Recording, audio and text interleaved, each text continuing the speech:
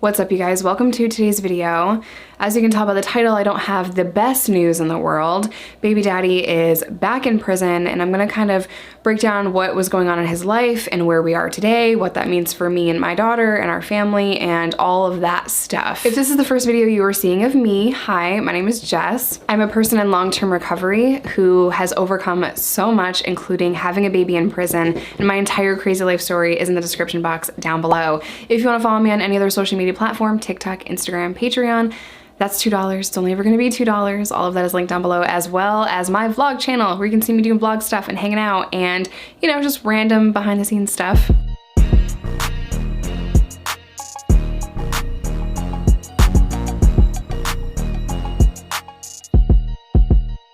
Let's just jump right into this today. So, quick recap. My daughter was born while I was in prison. Her biological father was also in prison during that time. He, like myself, struggles with substance use disorder. Now for him, the journey was so much different, and I'll get into that in a second, just to catch everyone up to speed, and we can leave a timestamp to get into the deets. My daughter was born in prison. She was then placed in foster care. Once I got out of prison, it took me over a year to get custody of her back, all the while he was still in prison. Over the course of a 7-year prison sentence, I sent him pictures every month, updates every 90 days, so that he knew Micah, our daughter, and so that he could still have pictures of her and get to know her. Please keep in mind that baby daddy is not somebody that I really knew for that long. We only dated for roughly 5 months, maybe 6 at best, and we were heavy into our addiction at the time, so I didn't date him in the traditional sense. Things were crazy and chaotic, and I had to navigate how to be a mother and do what's best for my daughter completely alone, while simultaneously trying to figure out what is best for her. And it was just a lot, you know? My daughter does know that she was born in prison. She also knows who her biological father is. I think it's important to be very open and honest with children in age-appropriate ways. So she knows Reese did not physically make her, but that is her dad. Point blank, period. The last update that I gave you, I think I mentioned that he was rearrested. I wanna read you this article, and I'm not gonna share the article. I'm not gonna put it in the description box. You can't read it. We're not gonna put it on the screen because it shares his full name and his address, and that is something that is so freaking shady, and it sucks that that reporter put that out, so I'm not going to share it further just out of respect for his family and his privacy. I've never revealed his name. Randy is not baby daddy. Are we all caught up? Okay, we're all caught up, cool. Neither is Jason, he is just my friend. So baby daddy's name has only ever been baby daddy on this channel. I have never once shared his name, ever. His name is also in blocked words, so you've never seen it in the comment section either. So this article is really rough, and you know, and there's typos in it, like get your shit together. If you hear a weird sound, I have a new puppy, and that's the sound that you're hearing in the background. I did just release a new puppy vlog on Jessica Kent Vlogs. If you wanna meet the new puppy, that's where you can find her. She's trying to get settled in for a nap. Okay, so again, I'm just gonna read this article to you and then we're gonna talk about it. I'm not gonna put it on the screen just for his privacy. So yeah. Drug dealer with multiple convictions sent away for another short stay after plea deal. A Fort Smith-based drug dealer who has been arrested for over a dozen drug-related felonies in the past 16 years in Sebastian County entered a guilty plea to possession of amphetamine with purpose to deliver and possession of a controlled substance in a plea agreement with Sebastian County, and picked up a 6-year sentence with an additional 14 years suspended. Baby daddy, I can't say his name, who has been sentenced to more than 106 years of imposed prison time since 2005, somehow keeps getting out, returning to Sebastian County, dealing more drugs, and getting caught just to start the cycle all over again. Included in that have been at least 6 parole revocation arrests. I'll explain all of this in a second. Baby daddy was sentenced as a habitual offender for drug crimes stemming for his August 2020 arrest, which also saw him charged with fleeing and criminal mischief. Those counts were dropped as a condition of the plea deal on Thursday. He received 6 years on each felony conviction, but that time was told to run concurrently. Given the past forgiveness of his transgressions and the fact that he has been sentenced to 106 years in the past 14 years and has seemingly done about 6, all those out there relying on him for their supply will be back in business before the 2024 presidential election. Bro, if you would have done your research. Okay, 106 years. Let's talk about that. What happens here is Arkansas is dumb, essentially, when it comes to sentencing. They're not black and white. So his plea in 2011 or 2012, whenever he took a plea, when I was in jail with him, was 30 years in prison with 30 years suspended. That's 60 years, right? 30 years in Arkansas State Prison, he only had to serve 7, which he served, just on that. So I know that doesn't make sense. I know it's hard to understand, but you either serve 1/3 of your time or you serve half of your time, but you get 30 years. So when people are like, oh, that's such a light sentence, it all equals out to the same amount of time. In New York, he probably would have gotten 10 and served 7. In Arkansas, he got 30 and served 7 because you only serve 1/3 of your time. Does that make sense? So even though they throw out these outlandish numbers, you're serving about the same amount of time. It doesn't, you know what I'm saying? Like, it all equals out to be about the same. The reason why Arkansas layers your time, 30 years suspended, additional 14 years suspended, is just to keep you in the cycle. I'm not defending him. I am not defending him. I'm just trying to explain why it is that this article said 106 years. Okay, moving forward, he did not just serve 6 years ever in life. He served 4 or 5 years right before I met him, 7 years after I met him. Now he's going to apparently do about 4. The article says 6, he'll serve about 4. And yeah, that's around the same amount of time that I would have gotten in New York for the same kind of stuff, right? Because, am I making sense? I hope I'm making sense. So Arkansas just keeps you in the system for a really long time. That's me doing my best to explain the laws in Arkansas and sentencing structure and sentencing guidelines. They just make it up as they go, it seems, and they just kind of put you in the system forever. Now, what does this mean for me? What does this mean for my family?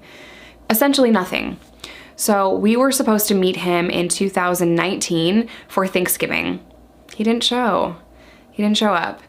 And he relapsed. He was struggling with his mental health, struggling with substance use disorder, and couldn't find a job. It's all of the same struggles that so many deal with when they get out of prison, except for he is from Laos. Because he's Lao, he's not a US citizen, and he was struggling to find a job. Now, why wasn't he deported?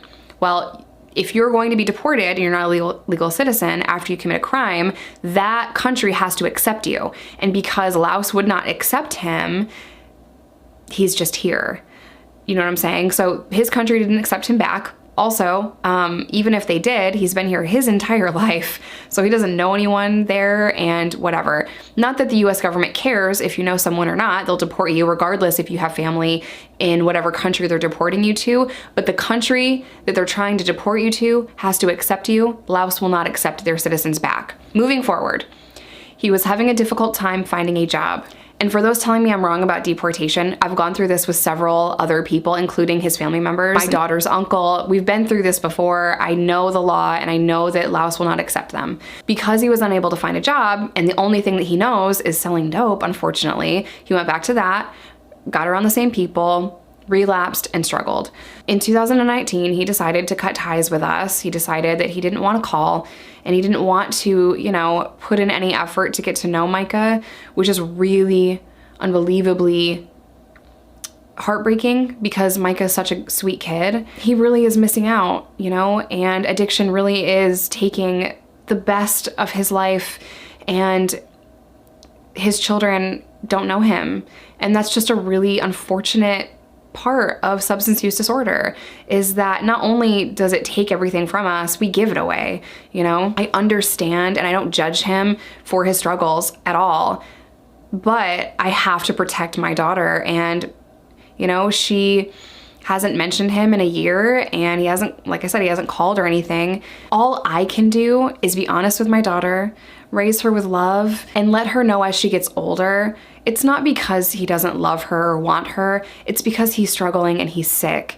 And that was the explanation that I gave her when he just stopped calling. He's sick. He's sick like mommy was sick. And we just have to hope and pray that he finds his way out. And as for what I'm gonna do, I have to always think about it like this. If the roles were reversed, okay, and it was me, And I was still struggling with relapse after relapse, parole violation, new charges, substance use disorder, unemployment. If I was struggling with all of that and then I got arrested again, after I cleaned up, sobered up a little bit, I would want pictures of my daughter. I would want to know that she's okay. I'm going to continue our agreement. And every month he's going to get pictures, and every month he's going to get an update. That's all I'm willing to do at this time. And, you know, I believe in my heart and soul that it's never too late to recover. And whatever help he asks, if it's treatment, mental health, that door has always been open for him. And any time that he is ready to get on the phone, to try to get help, I am right there. And he knows that. You can't force it on somebody, but I can leave that door open. And if he comes to us and he wants help with treatment or he wants help with his mental health, I've told him, you know, many times that I would help him with that. Anything I can do to help, not just him, but his family as well. You know, the loved ones of people with substance use disorder struggle so heavily. You know, his family has been through a lot because of this, and that's hard. And, you know, I'm willing to help anyone, anywhere, anytime. I don't hold any grudges towards baby daddy. I just am really sad for him, and I hope he finds his way out. And I hope that he can stay sober in prison, and I hope that he can find a way. You know, the only thing that I want from him is to be healthy. That's all. Just be healthy. And as far as him getting to know Micah, he has to stay sober for a little while first. You know, I have to protect her and what's in her best interest. And she's turning 9 in June. So 4 more years, she'll be a teenager by the time he gets out. So it really will be up to her whether she wants to talk to him and get to know him. It will also be dependent on if he's willing to stay sober and if he's willing to put that work in and if he's willing to take care and treat his mental health. You know, his health and his sobriety matters so much. And I just hope that he knows that people love him and care for him, and I'm gonna continue to try to help him the best that I can. I think for a long time, especially when I was in jail, had Micah in prison, I was alone, I was really bitter and resentful and just mad about the situation because what I was going through was really traumatic. Any hurt feelings that I had for him, I no longer harbor. I just want him to be healthy. And if Micah chooses at 13, 14, whenever he gets out, to want to get to know him, then I'll do anything I can to make that possible as long as it's safe for her. And that's what's most important, is her safety and his health, right? So hopefully that answers your questions. We're all up to date. This is probably the last baby daddy video that I'm gonna make for a long time because he's going to be in prison for another, 4 years or so. And I just really hope that this is the last time, but we'll just have to see. I'm gonna end today's video here. As always, I love you guys. Stay safe, stay sober, whatever that looks like to you, because there is no wrong way to recover. And don't let anyone ever tell you otherwise. Bye, you guys.